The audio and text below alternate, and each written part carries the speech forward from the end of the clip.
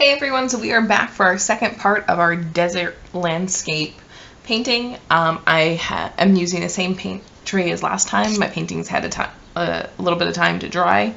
The only thing I did is I went ahead and I added more pure yellow because I'm going to be using a lot of yellow and blue to make green to make our cacti. Okay, so we are going to go ahead and get right into making these cactus. So originally when we were painting the sky, I talked about how I'm going to make one right here. One of the things, especially in our example that we saw, is that to create the illusion of depth, or to create the illusion that your painting is three-dimensional, we need to make sure that we're having one arm of our cacti behind and another one in front. So what we're going to go ahead and do is I'm just going to go ahead, I'm using my round paintbrush, it's slightly damped. I'm loading up that blue, just doing a touch of yellow with it, pulling some of that down, kind of mixing it green as we go, and I'm ready to get started. So I'm going to decide where the top part of my cactus is going to go, and I'm using the paintbrush edge, it's naturally round, to make the curve at the top, filling that in and bringing it down. If your paint's having issues moving, and you think you're using enough paint, one of the issues might be the fact that your paintbrush is really dry. So I'm going to lay the paintbrush down on the paper, and I'm going to pull down, just like that. So laying the paintbrush down and pull. So what I'm doing, again, you've heard me say it a lot, I'm letting the paintbrush do the work. It naturally has a flat edge, so utilize that flat edge to help you out. Okay, so now I'm going back and I'm filling it in. I'm going to establish where the bottom of my cactus is going to go, and I'm using that just some blue, some just straight up blue to establish that, because it's going to be the farthest thing away from the sun, so it's going to be the darkest. And then I'm going to bring that blue up. I've flipped my paintbrush around. A cactus on the bottom is slightly different than a normal tree, in that it isn't really that much bigger, if at all, at the bottom. So it's pretty much just a straight line going down. What I'm doing is I'm putting a heavier application of the dark blue towards the back of my cactus, and that'll give me the illusion that it's three-dimensional. So let me take some more blue and making it darker on that back edge. See how when I use the side of my paintbrush, it doesn't create nearly as straight of a line as when I use the full thickness of my paintbrush. Now I'm going to bring some of that darkness up and blend it into the rest of my cacti. Before I go any further, I'm going to add a touch of yellow towards the inside edge, and that's going to become my highlight. Remember, one of the fun things about this painting is that it's so loose. It's supposed to be very painterly, meaning that you can see the paint brushes or the paintbrush strokes, so you don't have to make it super, super smooth. So add that highlight. Bring it down right about 2/3 of the way. Bring that down in there. And I'm pretty pleased with that. Okay, so we were talking about how one arm of your cactus has to be behind and one has to be in front to help create that illusion that it's a three-dimensional space. So again, I'm going to get a little bit of water on my paintbrush. I'm picking up some of that paint, and I'm going to decide where I want that next arm of my cactus to go, bringing it in. So I used just the round tip of my curved paintbrush, and I'm making a gentle, graceful curve back into the body of the cactus itself. Trying to fill that in. Okay, so to help establish and make it further back in our picture plane, I'm going to come back, and at the edge where it attaches to the tree itself, I keep saying a tree, and I'm not really sure if a cactus is a tree, but I'm going to say it is. So I'm sorry if I'm wrong. So I'm going to make it a little bit darker on that edge. Just kind of mix those colors together. Again, I'm going to go back into my yellow. And along that edge, I'm going to make it a little bit lighter. That's where it would be closer to the sun. Just like that. Okay, so making our next arm that's closer in. This one I'm going to make a little bit darker because it's getting overlapped by this one and it's not as close and facing to the sun as much. So I'm going to start this one a little bit lower in our picture plane. And I'm going to bring it like this. And make it a little bit thicker than the one before it. I'm going to, oops, that is a little too thick. And if you make a mistake like that, if you still have your original color, when this dries, I can actually go back and just paint that in. So I can use that creamy, buttery yellow. So I'm going to take that blue. I'm going to show where it connects back the body of the tree, which should be in further than the part before. I'm going to treat it as though I didn't make that mistake over there when I was painting that original curve, and I'm going to do my shadows again on that inside edge. Ooh, I like that one. I like that shadow. And don't be afraid of making your shadows dark. So don't be afraid of going into like some straight blue and making it pretty heavy-handed.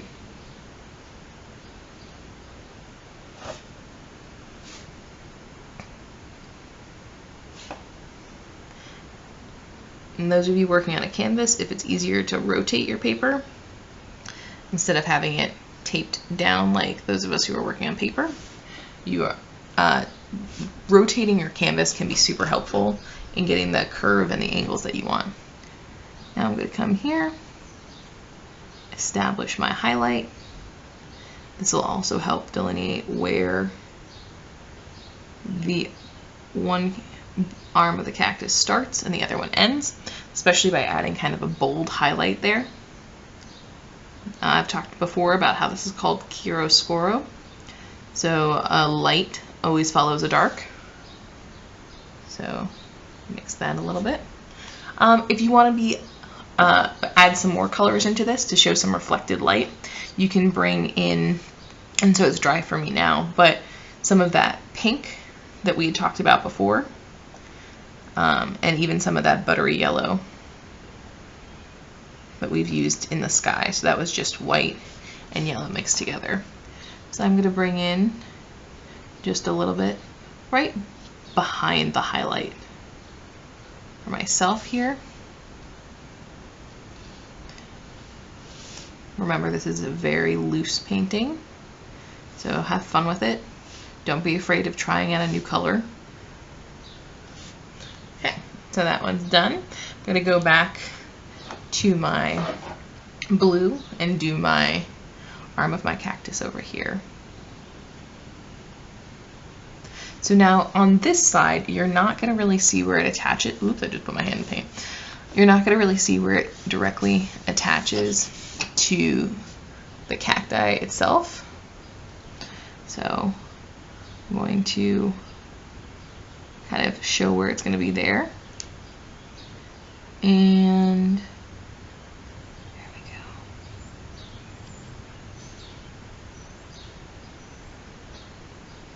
And make sure to keep your brush strokes going in the same direction. Even if you changed your brush strokes to get a better angle, just make sure you fix them so it makes sense. And I'm going to grab some more of that straight up blue to make it nice and dark back here. If you wanted to, and your purple, if your purple is still wet, that dark purple that you created, you can also bring some of that in there. Change up the color a little bit, especially because that's on the other side of the tree. Again, yes, I keep calling it a tree. I'm not sure if it's a tree. And I'm going to bring some of that color down in here. Bring a little bit of it down towards the base here. And I want just a touch of it in here because I like that color.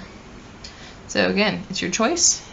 The fun part about painting is that it doesn't have to be completely realistic, but there are some guidelines to help it look three-dimensional or real. All right, I'm going to bring in some highlights on that side. I'm going to actually just use my lighter purple. You could again use that buttery yellow that we created, but since I used a lot of darker colors on this side, especially I used a lot of that purple on that side, I want to bring that purple back into my painting.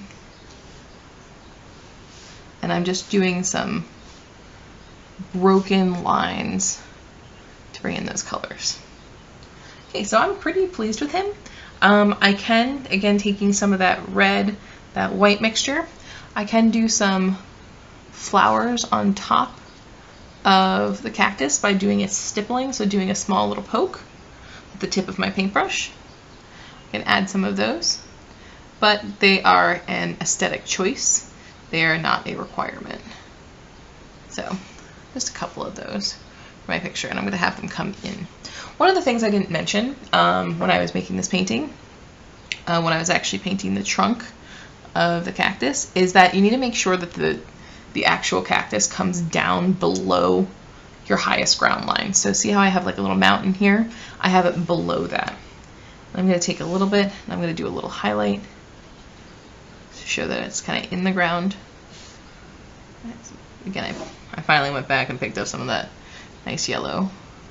I painted in here, try and fix my mistake, blend it up, and I'm going to add it in just a few spots. And remember to check the tip of your paintbrush to make sure that you're actually using, so if I look at the tip of my paintbrush right now, I have white loaded on here, so that means I'm actually still using white. So be careful, because especially when you're painting so many colors onto such a wet area, your paintbrush likes to pick up those other colors and it can mix together, and that may or may not be what you want for your picture. So see how I still have some blue, and as I'm trying to fix that. So I personally actually am okay with that. Mix it in a little bit, make it make sense. There we go. I'm fine with that. I'm cool. It looks good. I could do another branch over here if I wanted to of our cactus, but I think I'm actually okay. Alright, so I'm going to do another couple of them. So one thing to remember, especially when you're trying to create that illusion of depth, that illusion that you have a three-dimensional space, things that are smaller are further away. So, and the other thing is they're farther up in the picture plane.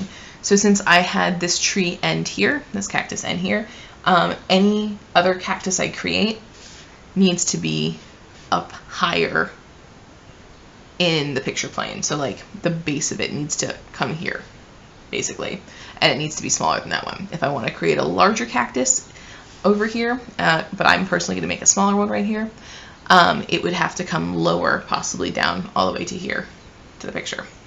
So I'm going to again just take that same blue, a little bit of yellow mixed in, and I can see actually where I created my round edges originally in the background, where I thought I was going to put them, my tree. Again, add a little bit of water to your paint if it's not moving as well as you'd like it to,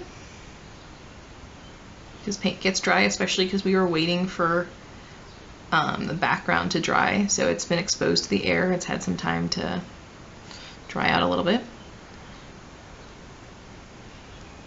Also try to make your trunk a little bit skinnier this time. And that'll help create the illusion that you're making three-dimensional space in your picture. So I can see personally that this was a little bit too thin, and then I can see that mountain behind it, so I'm going to go back and personally paint that back in and make sure I'm careful not to make my trunk any thicker, because I want it to be smaller than this trunk itself. Alright, so some of that blue, dark blue on the outside edge that's farthest away from the sun to create the illusion that it's round. I'm just going to kind of blend that up from the bottom, mix it in. Then I'm going to take, in my example, there's a little bit of light blue mixed into it. I actually might go ahead and mix some light blue with some white. Bring that in here, make it a little bit different than my other cactus. Maybe I'll put some over here. Maybe just a little highlight right there.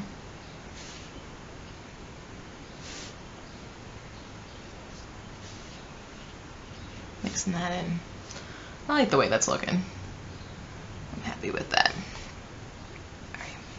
And it's okay to jump back and forth between your two, because you might use a color over here that you didn't over here, and that you want to incorporate that now.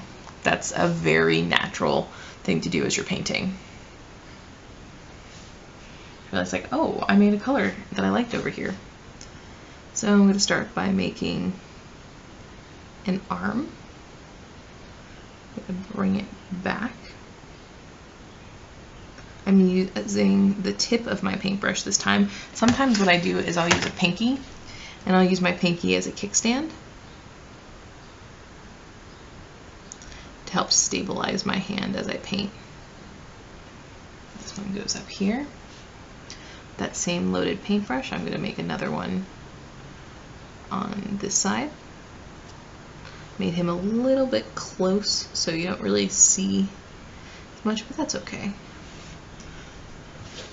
Now I'm going to pull some more. Maybe I'm going to pull some of my dark purple.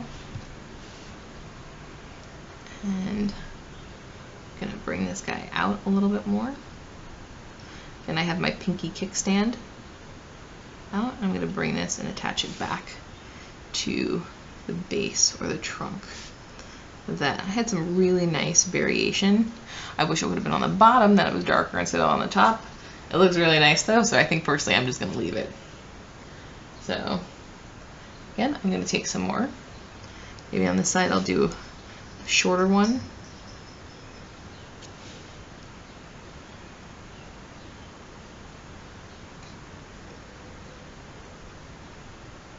And I won't show where he attaches. Just got paint on my finger. Won't show where he attaches to the cactus itself, so that means that it is attached on the other side. Totally fine. And then for myself, I'm going to make another small one back here. And I'll go ahead and add those highlights in just a second. But I have a decent amount still loaded on this paintbrush, so I'm going to just utilize it. Why not? Yeah. It's your thing to make. It's your creation. Okay, so I'm happy with that. And again, I'm going to go back and add some of those highlights. I'm going to start out with my pure yellow. And since this is a smaller tree now, you can actually switch to your skinnier paintbrush. I'll be doing that in just a second. Before you start using your skinnier paintbrush, wet it a little bit, blot it off, and then go ahead and dip into your paints that you're using.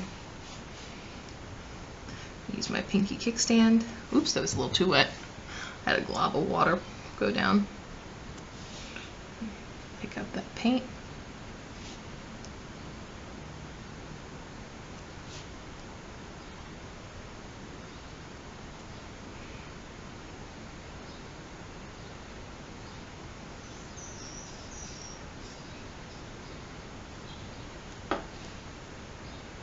And so I used some of that buttery yellow on the other side. I'm going to use him over here as well. I can do small highlights back here. I'm not going to use the pure highlight color because then it's going to draw too much attention away from other things in the foreground of your picture. See how you're already like, wow, that's a really interesting looking cactus back there. Just be careful with the ones in the background that you're not drawing too much attention to them. So you do that by adding brighter colors and things like that. So just something to be aware of. Bring those highlights down. I'm having fun picking up some of my other colors. I can darken some areas. You want to darken right along here where it attaches. Mix it in. Down here as well. I'm going to do that a little bit here. and then right there at the base of the cactus. Alright, so I'm pretty pleased with him as well. I could add some more highlights, but for the purpose of this demonstration, I'm not. I am going to go back and do a little bit of those red flowering fruits on top.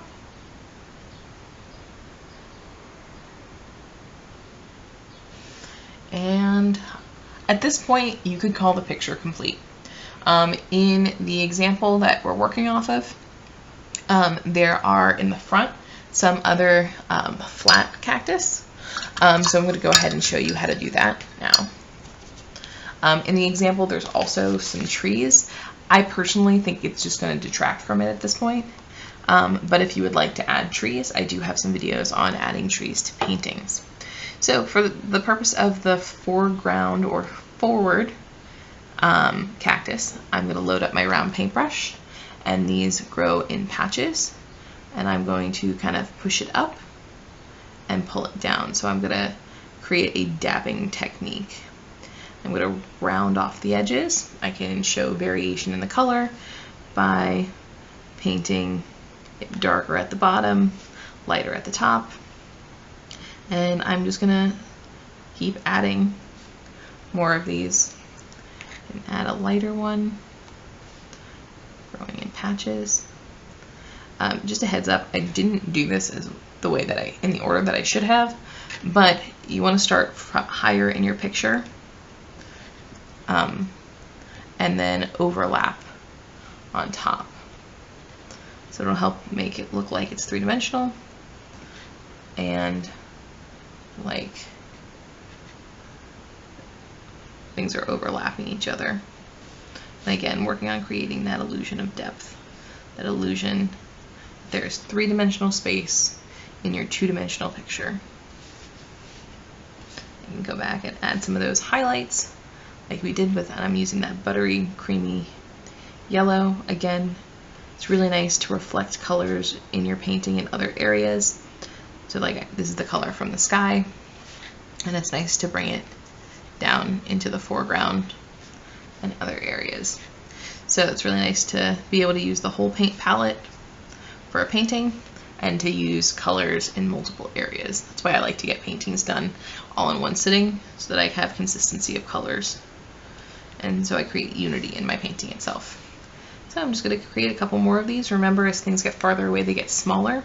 So something to think about, and the larger ones should be closest to the bottom of your picture plane itself. So, great, I'm just about done with this. I hope you guys have had a great time learning how to do this. And if you have any questions, as always, please let me know. I'd love to help. Alright, you guys, I hope you had a great time and enjoyed painting your desert cactus scene.